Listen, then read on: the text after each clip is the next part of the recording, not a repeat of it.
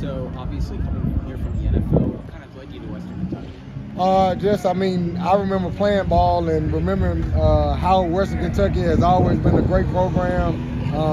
Coach Helton, I knew him from afar. I met his brother, and just keeping up with him, and it kind of just fell in my lap.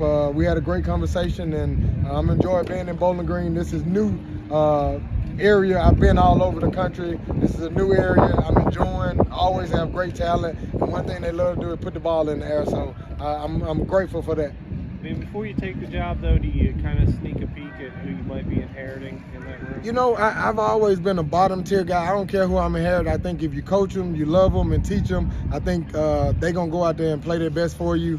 One thing that I do know is Western Kentucky always has great players, and sometimes you try to pick who's in your room, but it doesn't happen, or you pick who's in your room and your success doesn't happen. So I don't care who's in the room. I'm going to coach the mess out of them, try to get them better, and that's my job. You know, I spend 16, 18 hours a day doing it, and I'm going to take time to get each and every one better. We got 15 practices. This is just the start. And, you know, Coach, looking at guys like, Malachi Corley and Michael Matheson and guys who are coming back from last season, how do you like to train those guys on the field so far this spring practice? Oh, I'm enjoying it. Christmas came early. I mean, it's been a pleasure to coach Malachi, to coach Mike. They're very coachable, super talented, and they've already had success. I'm just trying to build on what they had last year, and like I told Coach coming here, I've never held up the trophy. I want to be able to hold up a trophy and say, hey, we won the whole thing, not just our side.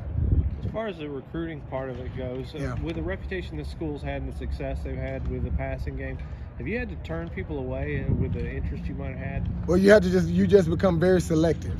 What I mean by that is because of the success, everybody wants to get the ball. Everybody wants to come here. We just have been able to be very selective on who we get, and the product is already out there. We just got to keep building on the product, and as they say, you build it and they'll come. So we gonna continue to build it, and we're gonna see what happens. And, Coach, just looking after week one, are things kind of heating up a little bit in spring practice in week two? Oh, yeah, definitely. It's supposed to. I get to be around my brother, and I'm competing with my brother. He might be a roommate. We might be in the same class together. Whatever it is, it's just competition. You get tired of your brother from time to time. It's going to be some bickering, and that's what I like about it, because that tells me how passionate you are about your craft. But the thing that I think Coach Helton has built here is we're such a family that it's been probably one or two scuffles and move on, So I think the guys are very respectful. They respect one another, and they respect each other's work to the point to they compete to the very end, but they know how to take care of each other. The roster's still, at this point in the year, a little bit of a work in progress, but Right. with the guys that you have right now, can you characterize them? What do they do well as a group? They run very, very fast. The big guys, I think they're doing a very good job of playing big. The small guys, they're playing like Ferraris. They're running fast, getting open. But, with depth charts and everything, I always say this time of year, it's in the sand. It doesn't matter. Just take your reps.